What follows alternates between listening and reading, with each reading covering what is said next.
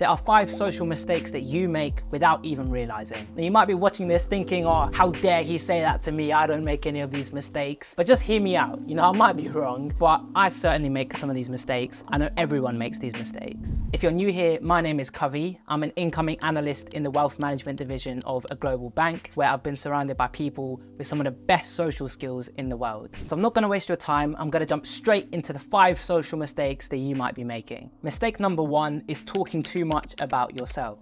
This is when you dominate the conversation, you only talk about your views and your experiences, and anything that the other person says, you somehow manage to relate it to yourself. A quick tip that has helped me to stop talking too much about myself is something that I call the 70-30 rule, which is simply you try and get the other person to talk for 70% of the time and you talk for 30% of the time. I've learned that this can make you far more likable and makes people actually want to be around you. A quick note on this though, don't worry if you're talking about yourself too much if you're going through a difficult time, because we all go through those moments where you need to talk that little bit extra just to unload the things in your head. So don't worry in those circumstances. This is more so for when you're at a social event or maybe you're just catching up with a friend, to make sure that you don't dominate the conversation. The second social mistake is being negative and complaining. This is when you always manage to say a bad thing about a situation, maybe you're criticizing people, and what I found is this really pushes people away from you. For example, right now you could be complaining about the weather and saying that it's cold and miserable, or you could have the mindset that in a few months time it's going to be sweltering hot and at least the weather is refreshing and you could drink your hot chocolate and wear a nice cozy jumper. And I found that almost trying to rewire your brain to look at a situation as positive instead of negative can mean that you're less of a negative thinker, which not only means that you're happier, but it means that you're less negative around other people. A quick bonus tip on this as well, try not to complain about things that are out of your control, because again, people don't want to be around that sort of person and there's nothing you can do about it. The third social mistake is being inauthentic or lying. And this is when you try and pretend to be someone you're not. You know, someone might say to you, oh, do you know this artist or do you like this artist? And you might say, yeah, I know them, I've heard of them. You know, I love their music, even though you've never heard of them, have you? And you're just making it up just to try and make the other person like you. But I found that people are a lot smarter than they're given credit for, and they can often tell when you're lying about this sort of stuff. So don't lie, instead just be honest, be yourself.